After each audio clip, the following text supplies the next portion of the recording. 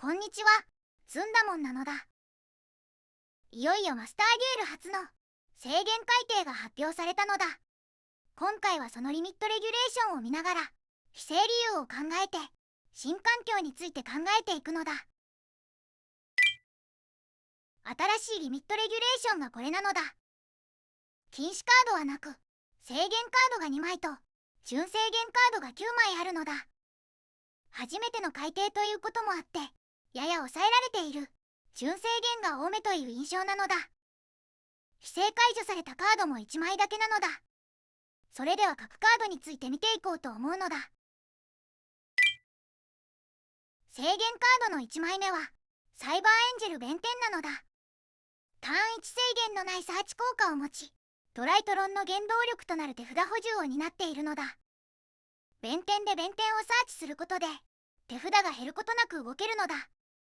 ディバイナーをサーチすればその後ベアトリーチにもつながるのだ。アルデク型のドライトロンならばアルデクをサーチできるカードというのはディバイナー、バンアルファ、弁天しかないため、新制限では手札誘発を重く受けてしまうのだ。今後のドライトロンでは柔軟な展開ができなくなったり妨害数が減ったりすることが予想されて、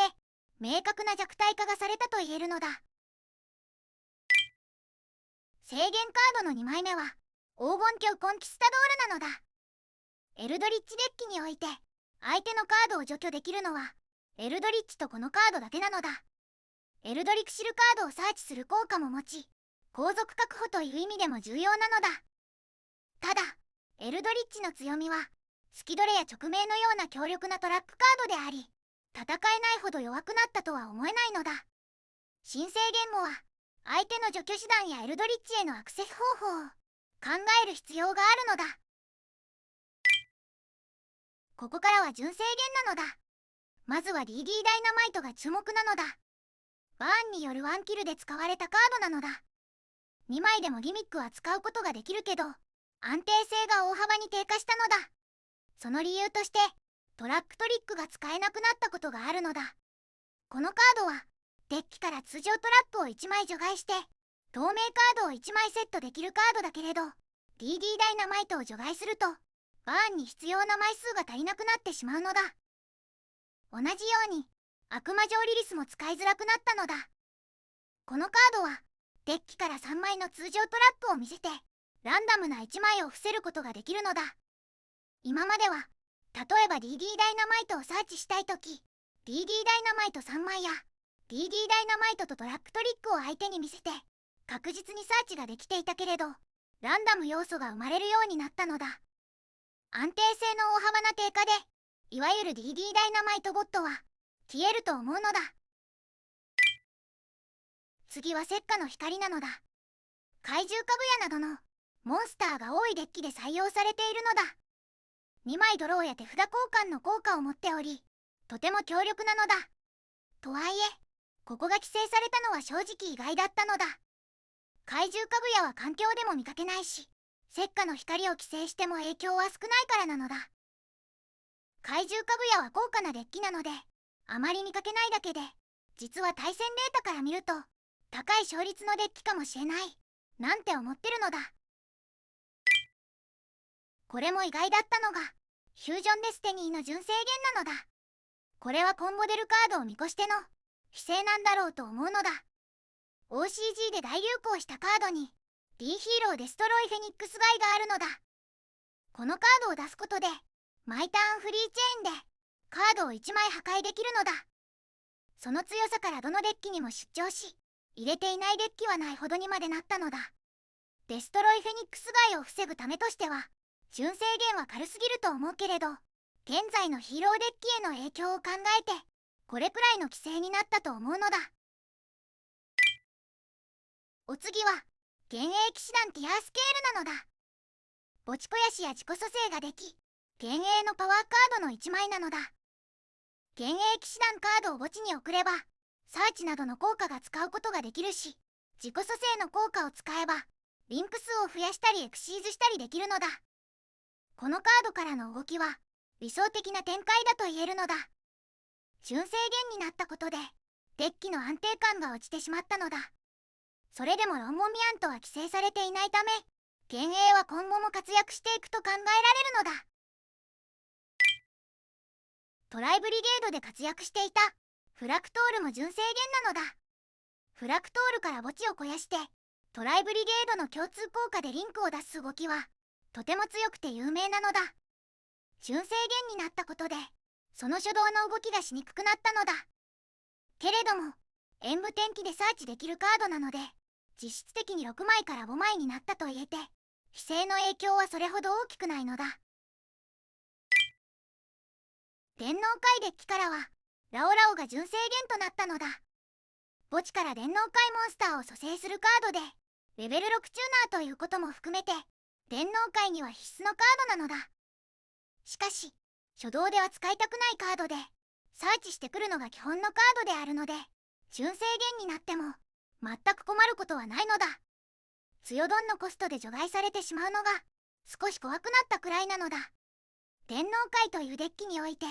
電脳界モンスターの枚数が減ってしまうのも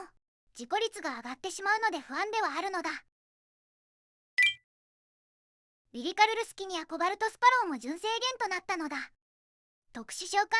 功時に超獣族レベル1モンスターをサーチすることができ、リリカルルスキニアだけでなくナーベルもサーチ対象なので、リリカルルスキニアとトライブリゲードをつなぐ架け橋となっているのだ。耐性をつける効果も持っており、役割の多い強力なカードなのだ。手札にもぜひ引きたいカードなので、純正元によってデッキパワーが少し落ちたのだ。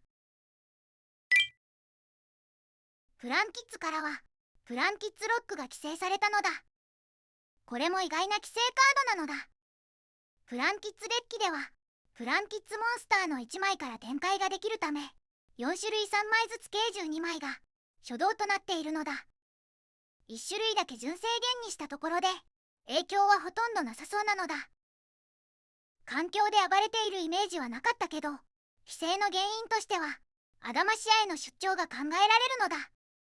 プランキッズロックは岩石族のためアダマシアの効果で出すことができ、1枚初動を利用して大量展開することができるのだ。プランキッズへの規制というよりはアダマシアへの規制だと考えられるのだ。そしてアダマシアからもアダマシアアナライザーが純正元となったのだ。3枚のアダマシアモンスターの1枚であり初動になるカードなのだ。レベル4なのでランク4エクシーズに使えてミカデシからブロックドラゴンまでつなげられるのだ。先行では特殊召喚効果が使いにくいことや他のアダマシアモンスターはレベル2でブロックドラゴンからサーチしやすいこともあり、素引きして初動で使いたいカードなのだ。最後に規制解除されたカードなのだ。レッドアイズダークネスメタルドラゴンは自身を特殊召喚する効果と手札か墓地からドラゴンを出す効果があるのだ。名称ターン1がなかったために悪用されて一時期は禁止カードとなったけれど OCG では2020年の4月にエラッタされ、名称ターン1がつくことで制限に戻り徐々に規制緩和されたカードなのだ。ドラゴン族で暴れているデッキがないことやエラッタによって悪用されなくなったことでついに規制が完全に解除されたのだ。3枚入れるデッキも今のところないだろうし妥当な解除だと思うのだ。それでは今後の環境を考えるのだ。トライトロンとエルドリッジは弱体化するのだ。トライトロンは手札誘発が効きやすくなり先行だとしても多くの妨害を用意しにくくなるのだ。安定性が下がることで使用する人は減少すると予想できるのだ。エルドリッジも戦い方やデッキ構築に変化をする必要があるのだ。今まで通り好きどれや直命のカードパワーで勝つことはできるかもしれないけれど後続が続かなかったり除去殺が減ったりするので勝てない試合は明確に増えるのだ。トラップビートが好きな人は工夫をする必要があるのだ。その他の環境上位デッキは安定性が下がったとはいえ今まで通り環境上位にいると考えられるのだ。さらに全体的な変化としてトライトロン用やエルドリッジ用に入れていたカードを入れなくてよくなるのだ。例えばひとしずくや羽ぼうきなのだ。高校まくり用のカードや伏せ破壊のカードについて環境を見て採用する必要があるのか考え直すのだ。新環境がどうなるか今から楽しみなのだ。ご視聴ありがとうございました。チャンネル登録もお願いするのだ。